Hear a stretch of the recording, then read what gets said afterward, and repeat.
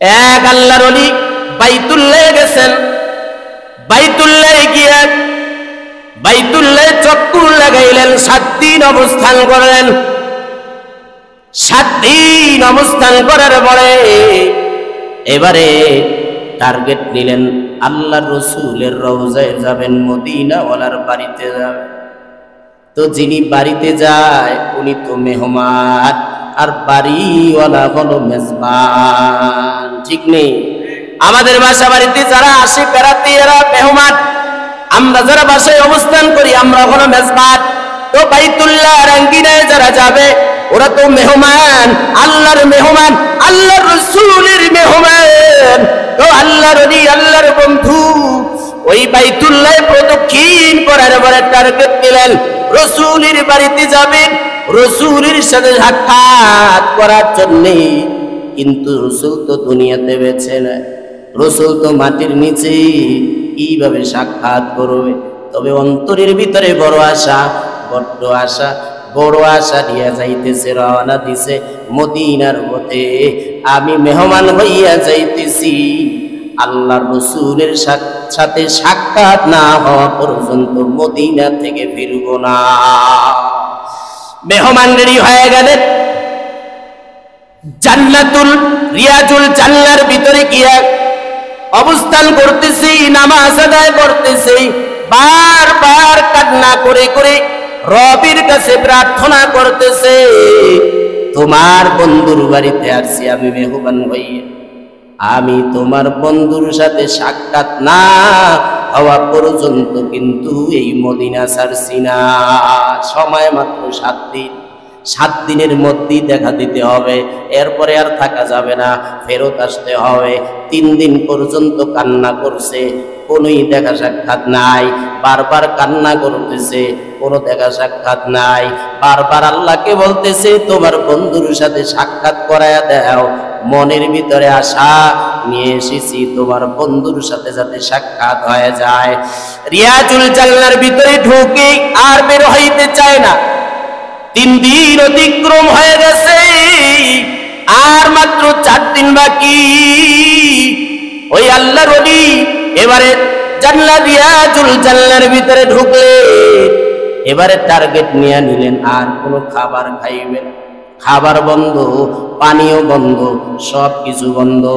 আজকের ডাইরেক্ট তোমার রাসূলের পক্ষ থেকে মেহমানদারি করানো লাগবে। আর খোদার কসম করে বললেও ভুল হবে না, কোন আল্লাহর ওলি যদি কসম করে কোনো কথা আল্লাহর কাছে দাবি জানায়, আল্লাহ তাআলা ওই দাবি পূরণ করে দেয়। কান্না করতেছে রিয়াজুল জান্নার ভিতরে, নামাজ পড়ে, মুরাকাবা করে, বারবার কান্না করতেছে। 1 দিন চলে গেল, 1 রাত চলে গেল, 2য় দিন চলতেছে, কোনো খাবার নাই, কোনো পানি নাই, মেহমানদারি করার লাগবে। কার পক্ষ থেকে? এই মদিনাওয়ালার বাড়িতে এসেছি, পয়গম্বরের বাড়িতে আসলাম, মেহমানদারি করানো হবে।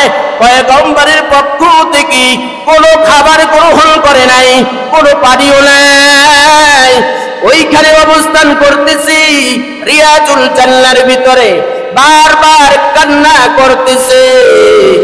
3য় দিন, রাত দিনও শেষ হয়ে গেছে, রাত গভীর হয়ে গেছে, মুরাকাবার হালাতে কান্না করতে করতে চোখের ভিতরে তন্দ্রা চলে আসছে।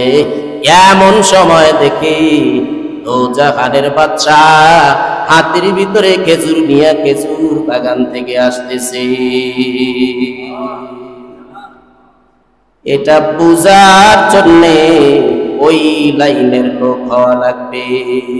কাঁচা মরিচ ঝাল না মিষ্টি লাগে, না খাইলে বুঝানো বড় কঠিন।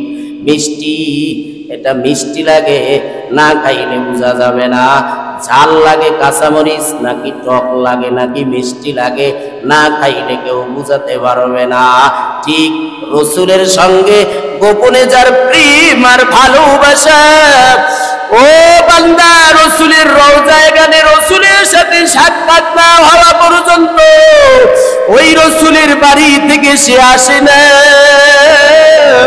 মুরাকাবার হালাতে দেখতেছে দোজাহানের বাচ্চা হাতের ভিতরে খেজুর বাগান থেকে খেজুর গুলো নিয়ে আসতেছি।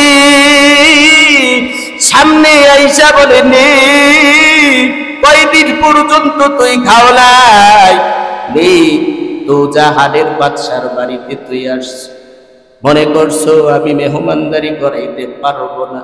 নে নে খেজুর ওই মোরাকাবার হালাতেই ওই তন্না অবস্থায় খেজুর গুলা নিয়ে খাই। খাইতেছেন এক হাতে, আর এক হাতে পিচি গুলা রাখতেছে। আল্লাহ রসুল পানিও দিলেন, খেজুরও দিলেন, ওই ঘুমের ভিতরে সে খাইতেছে। খাওয়াও শেষ, রসুল চলে গেল, ঘুমও ভেঙে গেল। ঘুম ভাঙ্গা যখন শেষ, তাকা দেখি হাতির ভিতরে খেজুরের বিচি দেখা যায়। এই রে কয় হজ্জে বাইতুল্লাহ, এই রে কয় রসুলের প্রেম।